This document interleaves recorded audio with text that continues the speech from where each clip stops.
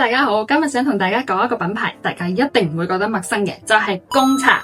喺香港同埋台灣，可能大家覺得佢靜咗同埋耷晒，但最新消息係呢一個品牌可能嚟緊要賣盤啦，而個估值係高達20億美金嘅。咁點解一個珍珠奶茶嘅品牌可以做到咁高嘅估值呢？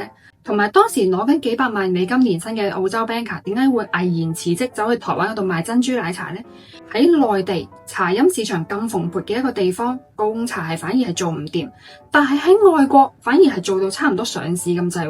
咁今日我哋用10分鐘左右嘅時間去拆解一下呢一個品牌，由1996年高雄一間小店嘅開始。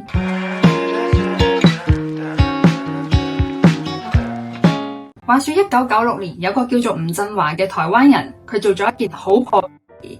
嗰個年代周圍都係用粉沖出嚟嘅珍珠奶茶，基本上甜到嘔又滯。而吳振華覺得點解唔可以用真正嘅茶葉去沖出嚟呢？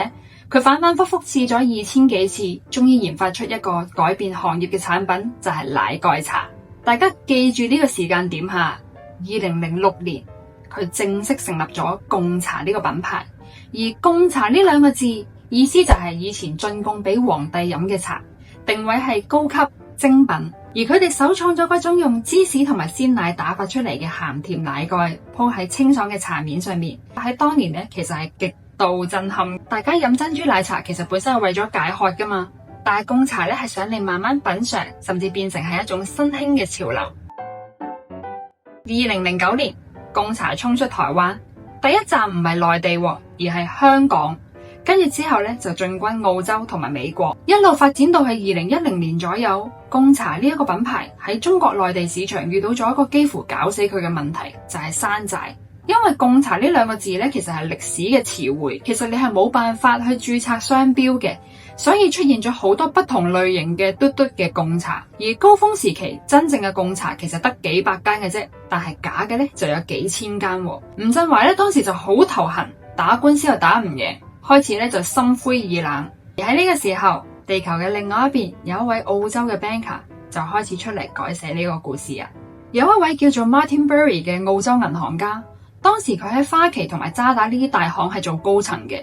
有一日咧，佢就去剪頭髮，見到隔籬間鋪咧就排晒長龍，佢行埋去睇一睇，啊，原來間鋪叫做貢茶，咁佢就心思思就買咗一杯，諗住試下嘅啫。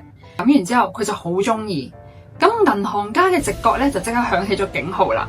Martin Berry 意識到呢一個台式嘅茶飲市場嘅潛力，同埋呢啲飲品成分簡單，製作快捷，門市可以好細，員工都可以好精簡，基本上一個收銀，2個後台製作就已經搞掂噶啦，利潤空間極大。當日咧佢就買咗10款最暢銷嘅飲品，親自試飲。而幾個星期內佢走訪咗多間唔同嘅貢茶嘅店鋪去觀察客流量，最後佢就決定入行啦。Martin Berry 做咗一個身邊所有人都覺得佢黐黐地嘅決定。咁佢返到公司就同佢老細講：老細，我要辭職啊！我諗住去賣珍珠奶茶。咁啊，老細心諗：喂，你係咪 short 咗？你份工講緊係年薪幾百萬美金，你走去賣珍珠奶茶？咁 Martin Berry 就話：其實我喺銀行做咗咁耐，淨係識得去做風險管理。喺呢一刻開始，我想承擔風險，我想創業。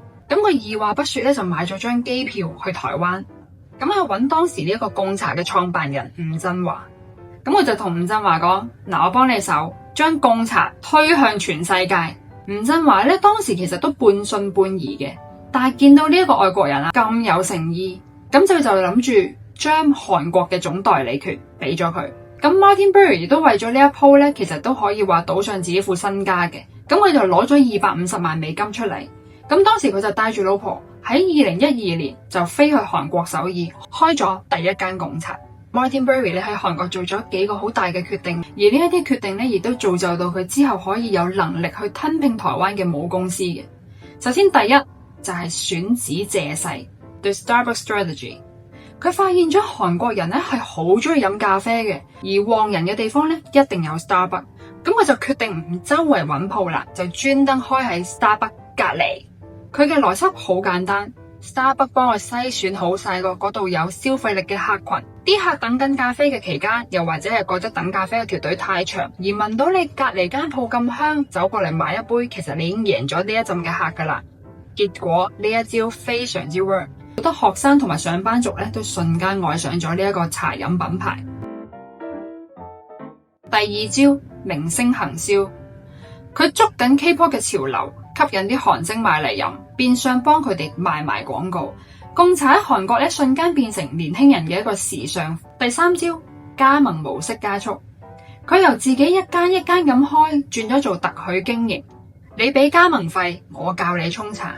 結果短短幾年，貢茶喺韓國由1間變成300間，高峰期間接近1000間。韓國成為咗貢茶全球最賺錢嘅市場。呢個時候好戲上演啦。由於 Martin Berry 喺韓國市場搞到有聲有色，貢茶韓國分分鐘賺錢仲多過台灣總部好多。銀碼大本身就係有話語權噶啦。去到2016年至17年左右， Martin Berry 咧就夾埋韓國嘅私募基金，做咗一單震驚業界嘅操作，就係反向收購。簡單啲嚟講，就係由韓國呢間子公司出手買起台灣嗰間母公司，結果就係韓國勢力大勝，成功入主貢茶。Martin Berry 亦都正式由一個代理商搖身一變成為貢茶嘅全球掌舵人。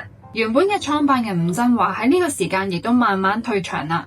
一個台灣土生土長嘅品牌，因為一個澳洲嘅銀行家嘅加入，總部實際上已經由台灣搬咗去首爾，再由首爾搬去倫敦。呢個就係全球化資源嘅力量啦。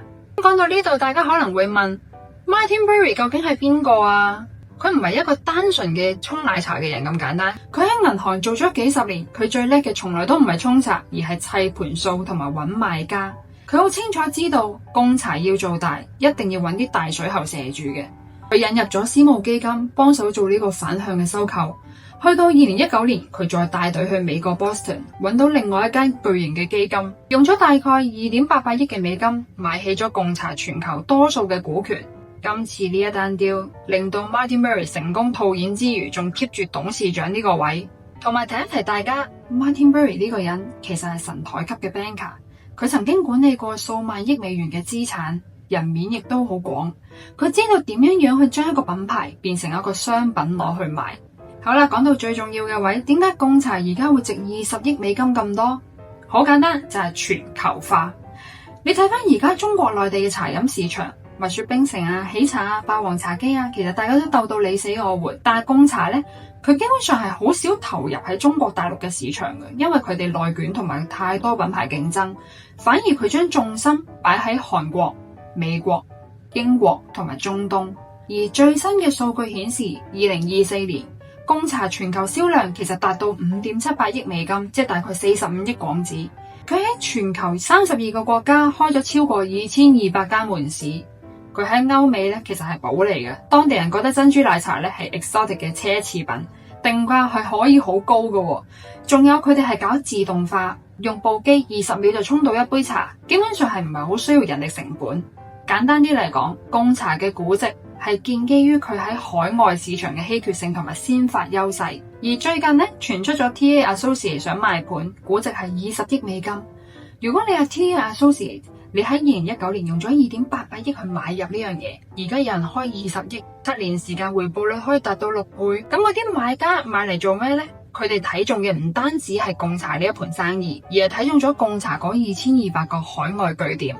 對於任何一個想做國際化嘅餐飲集團嚟講，其實可以幫助佢哋做埋宣傳同埋生意嘅擴張嘅。總結嚟講，貢茶呢個故事其實係一個台灣基因、韓國養大、資本收割嘅故事。Martin Berry 都強調，創業係需要極大嘅勇氣，永遠都冇完美嘅時機，但係恐懼係可以轉化為動力嘅。創業嘅時候，可能你會覺得自己要發明下一個燈泡或者係輪子，但真正重要嘅係尋找巨大潛力嘅事物，賦予佢新嘅意義。由高雄小巷走到華爾街嘅談判台，由吳振華一杯奶蓋變成 Martin Berry 嘅20億美金，呢一杯珍珠奶茶真係唔簡單。好啦，今日講到係呢一度。如果你都中意呢一類嘅商業故事或者創業故事嘅話咧，記住 subscribe 我嘅 channel。我哋下次再見，拜拜。